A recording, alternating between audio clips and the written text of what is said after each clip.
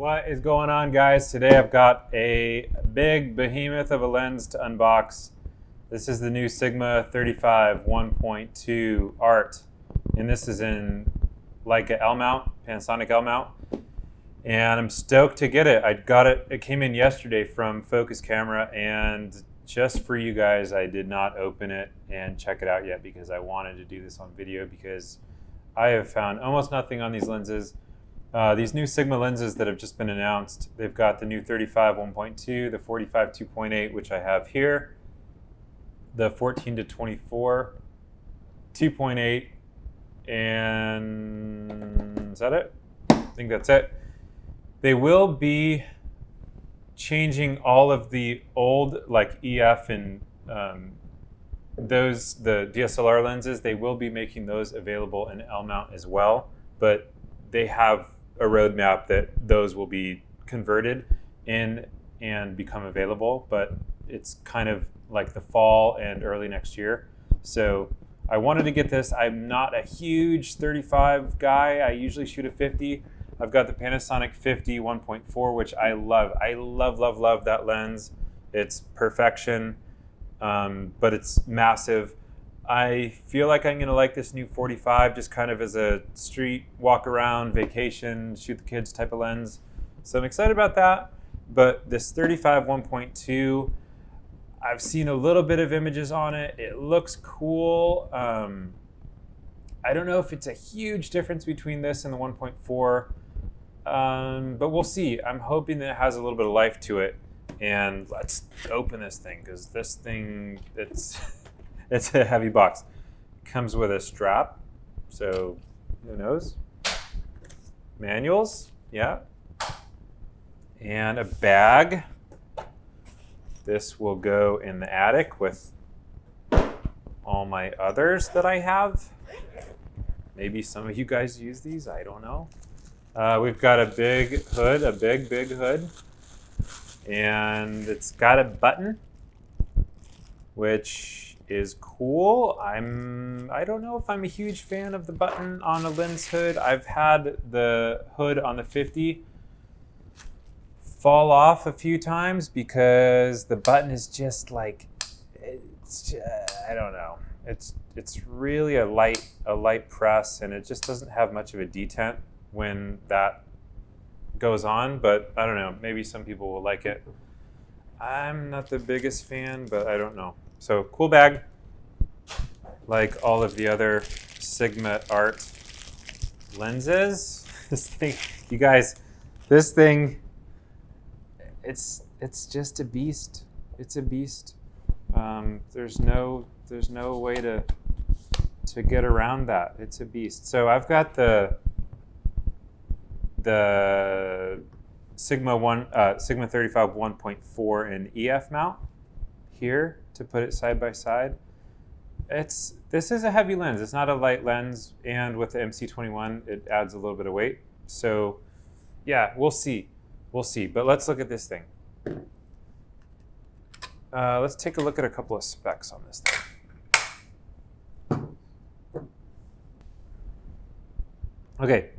Leica L. This is the Sigma 35 1.2, 1.2 to f16 Leica L. This is also available in Sony E-mount, and I think that it's mostly in stock. I had this on pre-order for a couple of weeks. I got this set up, I think, the day that it was announced, and it just shipped a couple days last week, actually. So macro 1 to 5, minimum focus distance is 11.81 inches. You guys, 17 elements in 12 groups. It's huge. It's a huge beast, complicated lens design. I'm hoping that it has some life to it, some character. A lot of Sigma lenses, to me, just they're a little bit more of a clinical perfection in a way. I like them, but I like this new Panasonic a lot. You know, some of the older Canon EF stuff had a lot more character, but it also came at the expense of a crap ton of aberrations and fringing and all of that stuff, which some people like. Now that I've been shooting this Panasonic 50, like I almost can't use anything else because it's perfect. Like no vignetting, no fringing, no nada. It's perfection. So we'll have to see how this does. And again, this is native L. This is not an adapted lens. Yeah, the element goes all the way to the back.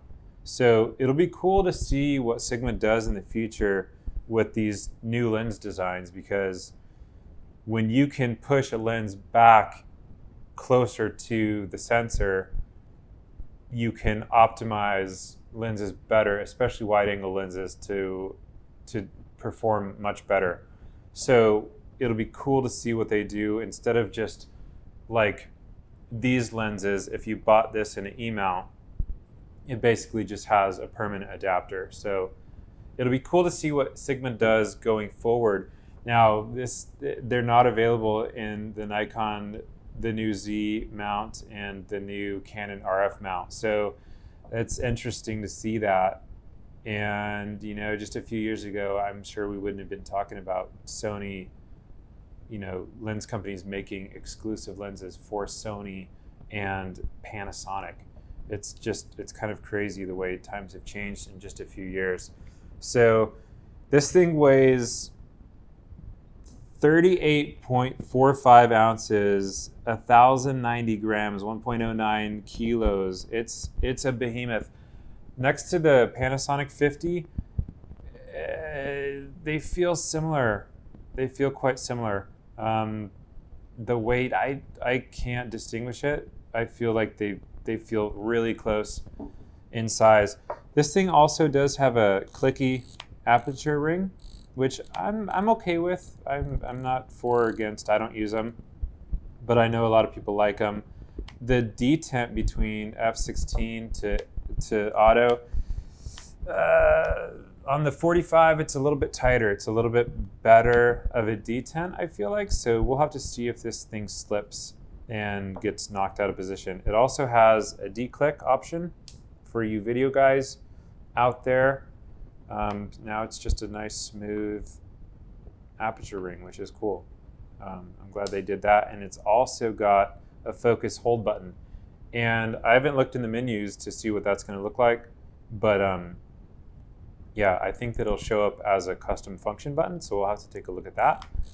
Yeah, I wish that this had a little bit better of a detent there, so it doesn't slip, but we'll have to see. You've also got an AF MF switch, which is good like all other Sigma lenses. So let's take off this little baby 45 and take a look at how this thing does, how it mounts, what it looks like. It's a beast. It's a beast.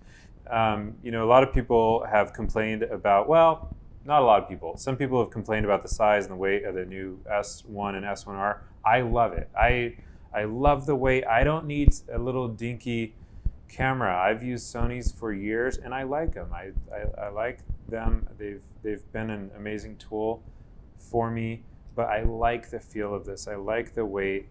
I like all of the controls. It just feels good. It feels natural. And I don't need something tiny. And obviously this lens is not tiny. So let's take a look.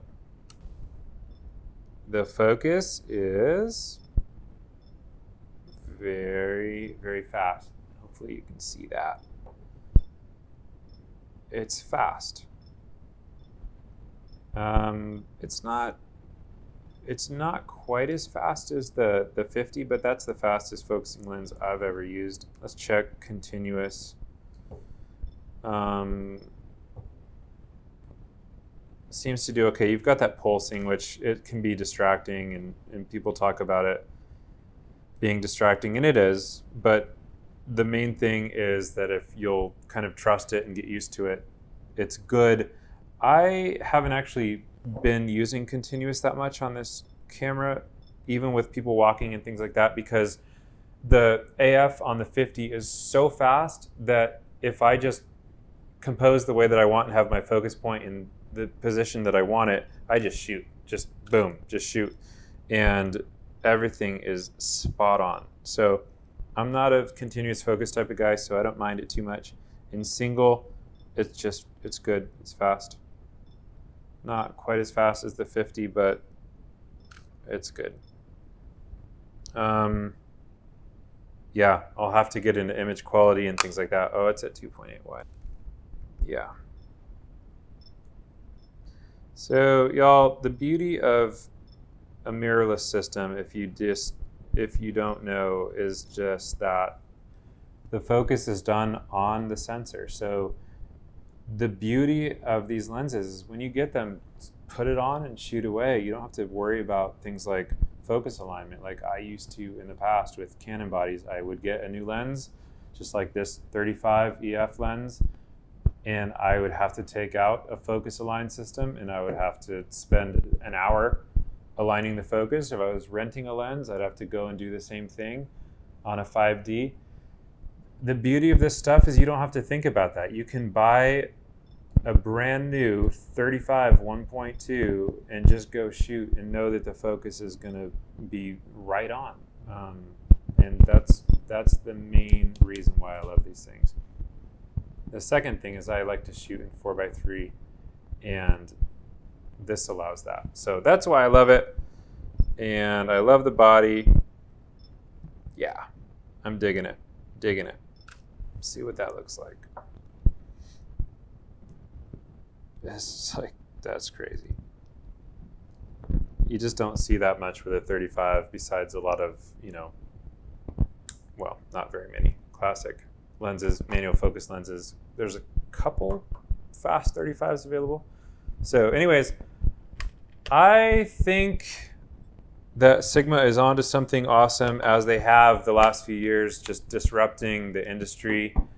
And I'm stoked to see what they do in the future with these new lenses. You guys, 82 mil filter thread, which just a few years ago was unheard of, and in these primes outside of big zoom lenses and stuff. So it's a big lens, which is okay. It's heavy, which some of you might not like. And when the new lenses come out, lenses like this, when they make these in native E mount and native L mount, that'll be cool. But again, this is made for the L mount and E mount right off the bat. So it's not an adapted lens. And that's what I'm excited about. So that's about it. I've got nothing else to say. I'll keep you guys updated on what I think on the image quality, and hopefully I can get a good review out coming soon where I can actually go out and shoot something. So until then, we'll talk later.